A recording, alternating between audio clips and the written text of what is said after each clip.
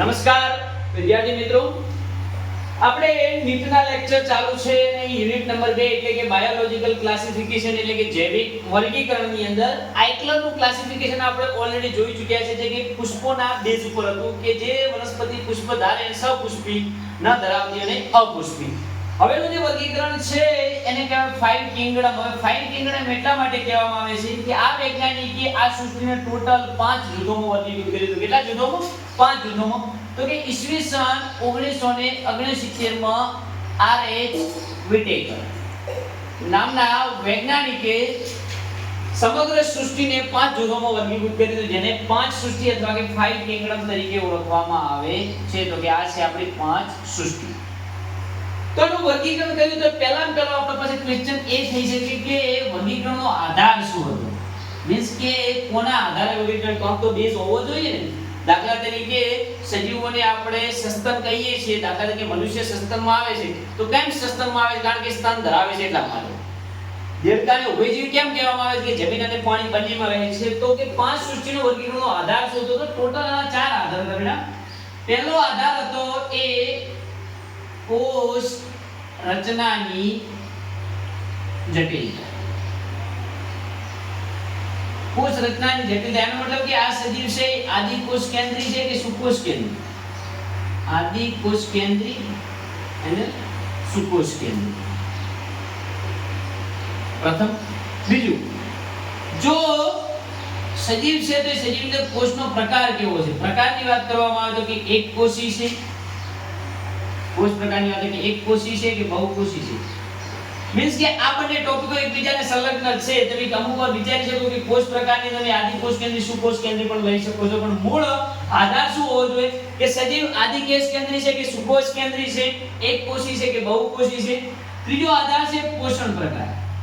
પોષણ પ્રકાર. તો પોષણ પ્રકાર શું કે સજીવ કેવો છે? સ્વયંપોષી છે કે વિષમપોષી છે કે સજીવ કેવો છે બેટા?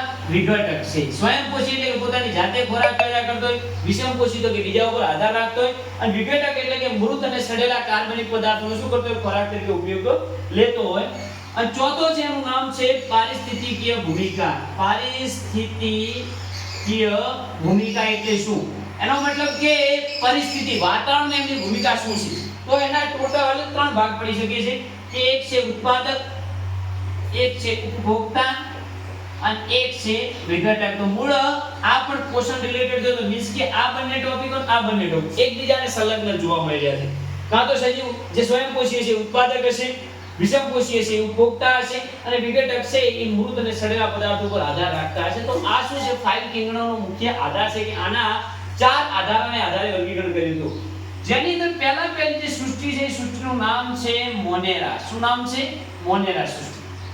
તો બેટા ધ્યાન આપો કે મોનેરા સૃષ્ટિના બધા સજીવો કેવા છે? આદિ કોષ કેન્દ્રી સજીવો છે. કેવા સજીવો છે બેટા? આદિ કોષ કેન્દ્રી. બીજી વાત કરવામાં આવે કે એક જ કોષના બનેલા હોય એને કહેવામાં આવે એક કોષી. કેવા સજીવો છે? એક કોષી છે. પોષણનો પ્રકાર કેવા આવે તો કે મોનેરા સૃષ્ટિની અંદર ઘણા ખરા બેક્ટેરિયા છે, સ્વયંપોષી હોય છે, અને બીજા સજીવો શું હોય છે? વિષમપોષી હોય છે. કોષ દિવાલ જોવા મળે છે. તો આ થઈ મોનેરા સૃષ્ટિનું બેઝિક વર્ગીકરણ. આના વિશે રિલેટેડ વાત કરવામાં આવે તો આપણે ઓલરેડી બીજી થિયરી આવશે આખી મોનેરામાં આપણે સંપૂર્ણ ભણીશું. ત્યાર પછી વાત કરવામાં આવે પ્રોટિસ્ટા. તો કે પ્રોટિસ્ટામાં શું આવે છે બેટા? તો ખાલી આને રિલેટેડ જોવાના છે. તો કે આ કેવા છે? સુકોષ કેન્દ્રી છે. કેવા છે? સુકોષ કેન્દ્રી છે. બીજી વાત કરવામાં આવે છે કેવા? તો કે એક કોષી. પેલા કેવા હતા? એક કોષી અને આદિ કોષ કેન્દ્રી. આ કેવા છે? એક કોષી અને સુકોષ કેન્દ્રી. પ્રોટિસ્ટા મોટા ભાગે કેવા હોય છે? વિષમપોષી હોય છે. મોટા ભાગે વિષમપોષી હોય છે. અને કોષ દિવાલ આમાં ગેરહાજર હોય. કોષ દિવાલ ગેરહાજર હોય છે. પણ આ પ્રોટિસ્ટા સમુદાયની અંદર મોટા ભાગના સજીવો પોતાની આજુબાજુ કોષ દિવાલની જગ્યાએ એ તો પ્રોટીન સભર ધરાવે છે, આવરણ ધરાવે છે. અને આ આવરણની વાત આપણે આગળના ચેપ્ટરોની અંદર જે ટોપિકો આવશે એની અંદર ભણવામાં આવશે. એવા આવરણને આપણે છાતી તરીકે પણ ઓળખવામાં આવે છે. શેના તરીકે ઓળખવામાં આવે? છાતી તરીકે ઓળખવામાં આવે છે. અને કોષ દિવાલ ધરાવતા નથી, વિષમકોષી છે, એક કોષી ને કેવા છે? સુકોષ કેન્દ્રી છે. ત્યાર પછી વાત કરવામાં આવે ત્રીજા નંબરની સૃષ્ટિ કે જેને કહેવામાં આવે છે ફૂગ સૃષ્ટિ. તો કે ફૂગ સૃષ્ટિના સભ્યોની વાત કરવામાં બેટા તો કે ફૂગ સૃષ્ટિની અંદર એકકોષી અને બહુકોષી એમ બંને પ્રકારના સજીવો આવે.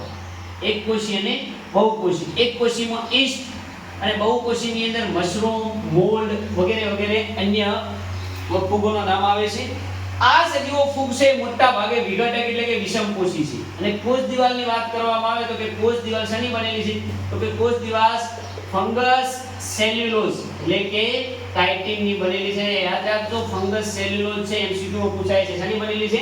કાઇટિનની બનેલી છે. રાઈટ. ત્યાર પછી વાત કરવામાં આવે ફંગસ સેલ્યુલોઝ છે જે કાઇટિન કહેવાય છે જે ફૂગની કોષ દિવાલ છે. ચોથા નંબરની જે સૃષ્ટિ છે જેનું નામ છે વનસ્પતિ સૃષ્ટિ. તો કે વનસ્પતિ સૃષ્ટિ છે એ બેટા એકકોષી કરી અને બહુકોષી બધા સજીવો જોવા મળે છે. એકકોષીથી કરીને બહુકોષી બધા પ્રકારના સજીવો. વનસ્પતિની અંદર એકકોષી અને બહુકોષી બંને પ્રકારના જોવા મળે છે. એકકોષીની અંદર જે ક્લેમિડોમોનાસ લીલ છે એ ક્લેમિડોમોનાસ લીલ એકકોષીમાં આવે છે. બાકીની બધી વનસ્પતિ સૃષ્ટિ બહુકોષીમાં આવે છે.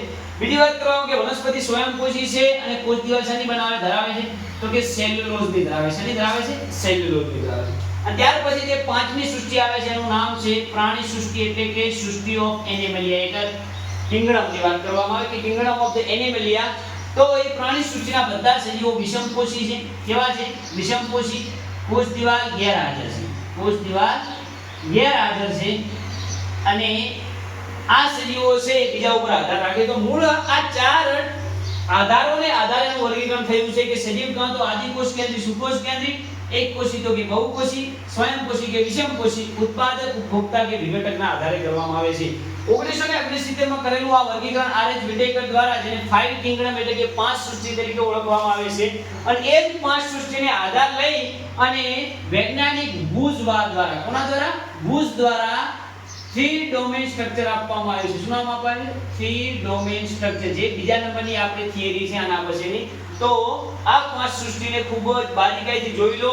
એના મુખ્ય આધારો છે એમસીક્યુ રિલેટેડ છે અને આ ટોપિકો છે ખૂબ જ આપણા માટે ઇમ્પોર્ટન્ટ સાબિત થવાના કારણ કે આગળની જેટલી પણ થિયરી છે આના બેઝ ઉપર રહેલી છે. તો આ સાથે હું મારા લેક્ચરને પૂર્ણ કરું છું. ધન્યવાદ.